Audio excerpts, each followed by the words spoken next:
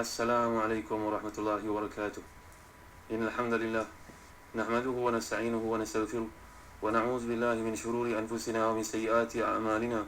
May yahdihillahu fala mudilla lahu wa may yudlil fala hadiya lahu. Ashhadu an la ilaha illallah wahdahu la sharika lahu wa ashhadu anna Muhammadan 'abduhu wa rasuluh. Ya ayyuhalladzina amanu taqullaha haqqa tuqatih wa la tamutunna illa wa antum muslimun. يا أيها الناس اتقوا ربكم الذي خلقكم من نفس واحدة وخلق منها زوجها وبث منهما رجالا كثيرا ونساء واتقوا الله الذي تساءلون به والأرحام إن الله كان عليكم رقيبا. يا أيها الذين آمنوا اتقوا الله وقولوا قولا سديدا يصلح لكم أعمالكم ويغفر لكم ذنوبكم ومن يطع الله ورسوله فقد فاز فوزا عظيما. أما بعد. Saudara Nabi Dr. Mahdi Syarudin, saya benar ini menegak sekalian. Alhamdulillah, bersyukur kita kepada Allah Subhanahu wa taala. Dan pada saat ini kita berada pada ayat 120 daripada surah Taha, firman Allah Subhanahu wa taala, A'udzu billahi minasyaitonir rajim. Wa waswasa ilayhi asy-syaitan, qala ya Adam hal adulluka ala syajaratil khuldi wa mulkin la yabla. فأكلا منها فبدت لهما سوآتهما واتفقا يخصفان عليهما من ورق الجنة وعصى آدم ربه فغوى ثم اجتباه ربه فتاب عليه وهدى. Kemudian syaitan bisikkan fikiran jahat kepadanya dengan berkata, hai Adam, mahukah saya tunjukkan kepadamu pohon khuldi dan kerajaan yang tidak akan binasa, iaitu pokok keabadian. Maka keduanya makan dari pohon itu, lalu nampaklah bagi keduanya aurat-auratnya, dan mulailah keduanya menutupnya dengan daun-daun yang ada di syurga. Dan derhakalah Adam kepada Rabb dan sesatlah ia. Kemudian Rabbnya milihnya dan dia menerima taubatnya dan beri kepadanya petunjuk. Tuan-tuan yang milik Allah sekalian, nampaknya daripada ayat ni jelas Allah menggambarkan bahawa Nabi Adam tersilap makan pokok khuldi itu. Fakala minha fabadat lahuma sawatuhuma. Makan lalu dengan segera terbuka aurat mereka. Dalam tafsir Zadil Masir, Al-Imam Ibn Jauzi menjelaskan bahawa mereka makan hanya sedikit, baru sahaja rasa.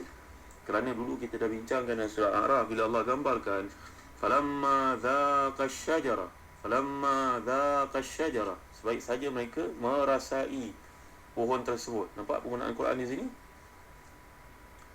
Fadallahuma bighurur falamma dhaqash syajarata badat lahuma sawatuhuma wa tafiqa yakhsifani alayhima min waraqil jannah wa nadahuma rabbuhuma alam anhakuma an tilkuma syajara wa aqul lakuma inna syaitana lakuma aduwwun mubin. Maka syaitan mengujuk keduanya untuk makan buah itu dengan tipu daya, tatkala keduanya telah merasai buah pohon kayu tersebut, maka nampaklah bagi keduanya aurat-aurat masing-masing. Contohnya ini penggunaan Quran. Falamma dhaqa syajara menunjukkan bahawa yadullu ala annahuma lam yukthira, kata al-Imam Ibn Jauzi yang tafsirnya Zadil Masir. Nampaknya kedua mereka tidak makan berlebihan. Walam tata'akhkhar anhuma al-uqubah hatta yasila ila al-ikthar. Tidaklah makan sampai seperti disebut dalam setengah pandangan sampai berlakunya basham. Al-bashmu ni maknanya sampai perut sembelit. Makan terlalu banyak sampai mendatangkan mudarat pada sistem pencernaan. Tak sampai ke tahap itulah tuan-tuan, mereka hanya merasai sedikit lalu ditimpakan ke atas mereka itu hukuman daripada Allah Subhanahu Wa Taala. Itu sebab penggunaan Al-Quran di sini Allah gambarkan faghawa. Ghawa mana dhalla tariqal khulud haitsu aradahu min qibal ma'siyah. Maknanya Nabi Adam bukan sesat dari sudut akidah tuan-tuan, sesat dari sudut panduan yang Allah berikan itu, dia terlupa lalu dia pun terpesong ke arah lain. Bukan sesat dari sudut akidah tuan-tuan.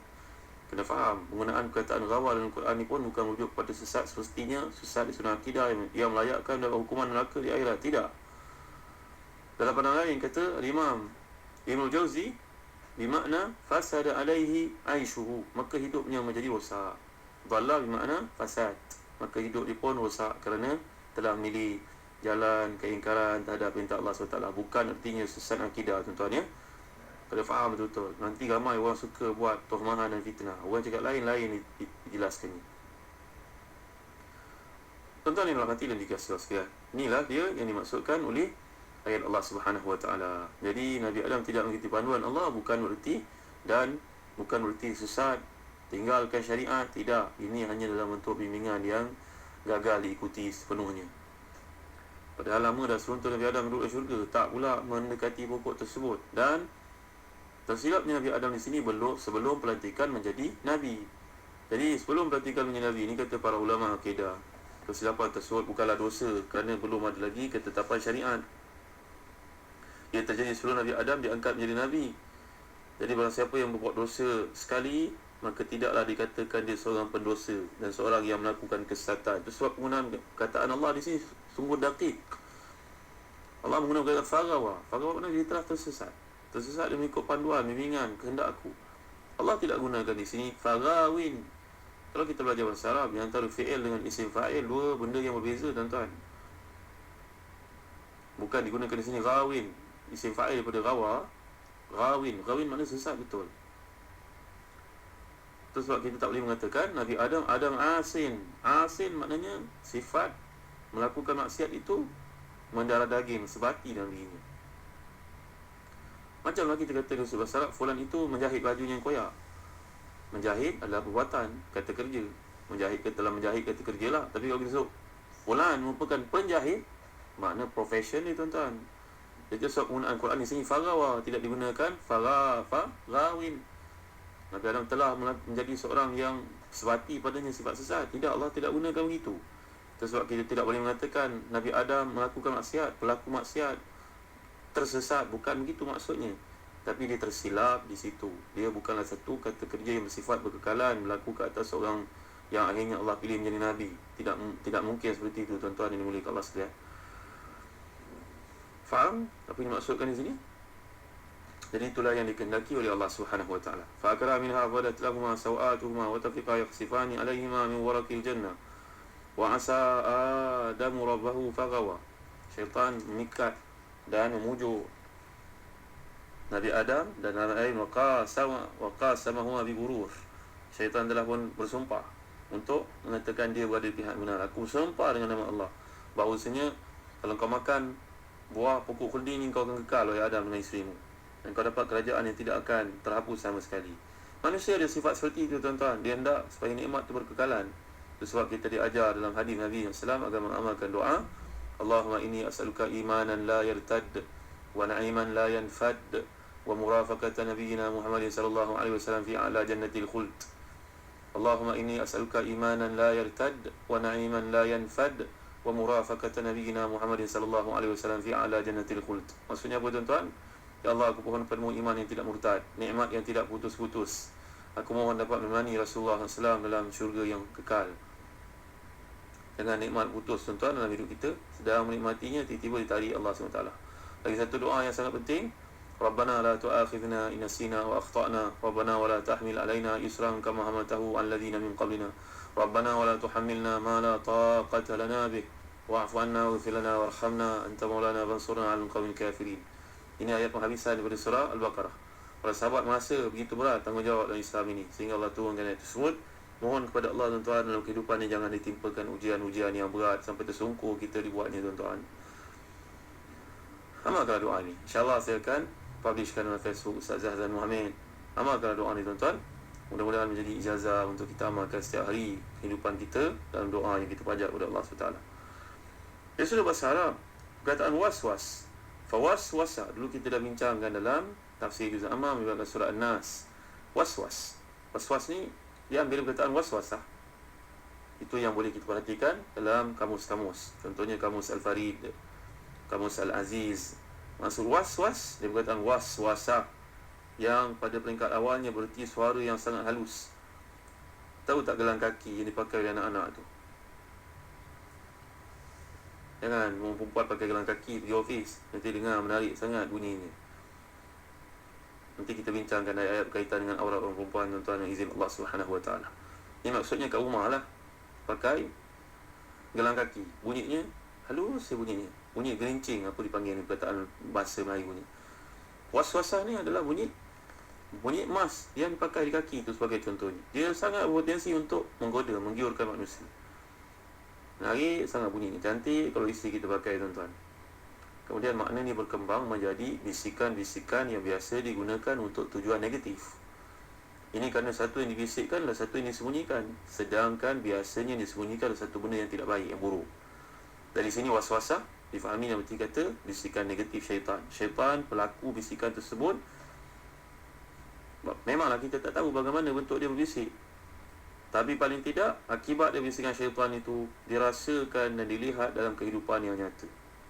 Ada setengah riwayat para ulama tafsir sebut bahawa ular, syaitan ni menyerupai rupa ular, datang bisik benda ni kepada Nabi Adam dan juga Hawa. Ini cerita Israeliat yang tidak ada asasnya, tuan-tuan. Memadailah untuk kita sebut mereka dibisikkan di telinga oleh syaitan. Macam kita bangkit subuh pukul 5 pagi tergerak, nanti dulu lah kejap lagi 5.30 kan, masih sempat untuk qiyam 2 rakaat. 5.30, tak apa, sikit lagi subuh 5.40, ada 10 minit lagi. Kang bambang bagaimana? Nampak bisikan tu dengar menggiurkan, tuan-tuan. Akhirnya tidur 6.30 bangun. Nah, ni nama dia waswasa. Waswasa. Jadi waswas ni mengisyaratkan bahawa sebenarnya syaitan melakukan rayuannya dalam hati dan fikiran manusia dengan jalan menggambarkan dalam benaknya perkara yang mendorong manusia untuk melakukan pendurhakaan kepada Allah SWT, menjadikan seorang manusia itu takut terhadap masa depan ataupun optimis berlebihan sampai menghasilkan angan-angan palsu dan sebagainya. Kan dulu kita dah bincangkan dalam surah Al-A'raf, tuan-tuan, ayat ke-20, bila Allah gambarkan فَوَسْوَسَ لَهُمَا الشَّيْطَانُ لِيُبْدِيَ لَهُمَا مَا وُورِيَ عَنْهُمَا مِنْ سَوْآتِهِمَا وَقَالَ مَا نَهَاكُمَا رَبُّكُمَا عَنْ هَذِهِ الشَّجَرَةِ إِلَّا أَنْ نَكُونَ مَلَكَيْنِ أَوْ نَكُونَ مِنَ الْخَالِدِينَ. Ya tuan, إِلَّا أَنْ نَكُونَ مَلَكَيْنِ أَوْ نَكُونَ إِلَّا أَنْ تَكُونَ مَلَكَيْنِ أَوْ تَكُونَ مِنَ الْخَالِدِينَ. Tuan, maka syaitan bisikkan fikiran jahat kepada keduanya untuk menampakkan kepada keduanya apa yang tertutup dari mereka, iaitu auratnya. Dan syaitan berkata, Tuhan kamu tidak melarang kamu dari mendekati pokok ini, melainkan supaya kamu dua tidak menjadi malaikat atau tidak menjadi orang yang kekal dalam syurga. Ma nahakuma rabbukuma an hadhihi syajarah illa an takuna malakaini aw takuna minal khalidin. Ya tuan-tuan, ini bisikan syaitan kepada Nabi Adam, bisikan yang sama kita dengar saban hari, saban waktu untuk menyesatkan kita, tuan-tuan dimuliakan Allah sekalian. Ini adalah dorongan syaitan. Kemudian datang perkataan yang Allah gunakan di sini, fabadat lahuma sawatuhuma. Sawah ni kalau kita belajar bahasa Arab datang perkataan su. Su ni maknanya benda yang buruk. Kata Imam Al-Asfahani dalam kitabnya Mufradat Al-Fadhil Quran, sawah datang perkataan su. Su benda yang buruk, benda yang tak elok. Bila benda yang tak elok, dia bila ada aurat, kita merasa tak elok lah kalau orang nampak. Ni orang yang masih ada fitrah iman dalam dirinya lah, tuan-tuan. Bukan orang yang menayang dalam Facebooknya auratnya agar dilihat orang. Buka pula tubuhnya yang mempunyai, menampakkan anggota-anggota yang sepatutnya ditutup. Kalau orang lelaki satu hal, orang perempuan lebih memalukan, tuan-tuan. Malu sudah hilang daripada umat ini, daripada kebanyakan orang Islam. Menampakkan rambutnya, menampakkan dadanya, menampakkan kulit tubuhnya. La ilaha illallah Muhammad Rasulullah. Fitrah mengatakan benda itu tak elok ditunjuk. Ia dah berasal perkataan su. Su maknanya buruk. Buruk kalau orang nampak. Jadi Allah guna perkataan sawatuhuma berbentuk jamak. Dia perkataan sawatun. Lihat dalam kamus, contohnya kamus Al-Farid. Sawah. Sawah maknanya satu yang buruk, yang tidak menyenangkan. Kemudian makna ini disempitkan dalam erti aurat. Jika dimaksudkan kata tersebut pengertian awalnya, maka bentuk jamak yang digunakan di sini bagi menunjukkan manusia secara asalnya memang ada banyak keburukan, memang ada kelemahan, tapi lebih lagi dia malu untuk menampakkan auratnya sendiri di hadapan orang. Jadi sawah ni digunakan dalam bentuk aurat, merujuk kepada jamak. Jadi Allah gunakan di jamak, walaupun maksud di sini adalah bentuk dua. Kan dua orang lah, Nabi Adam dengan Hawa, dua orang saja. Tapi Allah gunakan perkataan sawatihima bagi menampakkan walaupun dua orang saja, tapi malunya ya Allah berkekalan sampai bila-bila. Malunya berterusan. Inilah dua orang manusia yang terpilih. Dua manusia yang pertama dijadikan Allah SWT. Dibaca kisah ni untuk orang yang berikutnya, tentulah malu, tuan-tuan. Sawatihima, seolah-olah macam besar, dan memang besar kerana belum ada orang lain pada waktu itu. Jadi sawah ni diartikan sebagai aurat. Bentuk jamak dipilih walaupun merujuk kepada dua orang sahaja. Penggunaan bentuk ini adalah dari sudut bahasa Arabnya, dari sudut psikolinguistiknya, dia lebih mudah untuk disebut. Bahasa Arab dia ada fiqhul lughah, ada dari sudut penggunaan untuk mengambil kira social linguistik, bunyinya lebih senang untuk sebut bandingkan kalau sebut satu sawatihima, dia sebut ringannya lebih ringan kalau sebut jamak. Sawatihima ada mad di situ, tuan-tuan dimuliakan Allah sekalian. InsyaAllah nanti kita lihat ada setengah pandangan para ulama seperti contohnya Tahir bin Ashur menggambarkan tentang sawah ni. Nanti kita lihat dalam kuliah akan datang mengapa Allah gunakan dalam bentuk jamak. Ada pandangan tersendiri. Mudah-mudahan kita dapat memahami ayat Allah Subhanahu Wa Taala ini. Dan saya kutub pun memiliki pandangan dari mengapa aurat yang dirujuk di sini. InsyaAllah dalam kuliah datang kita akan bincangkan. Allahu a'lam wa sallallahu ala sayyidina Muhammad wa ala alihi wa sahbihi wa baraka wa sallam. Walhamdulillahi rabbil alamin. Wa barakallahu fikum. Wassalamualaikum warahmatullahi wabarakatuh.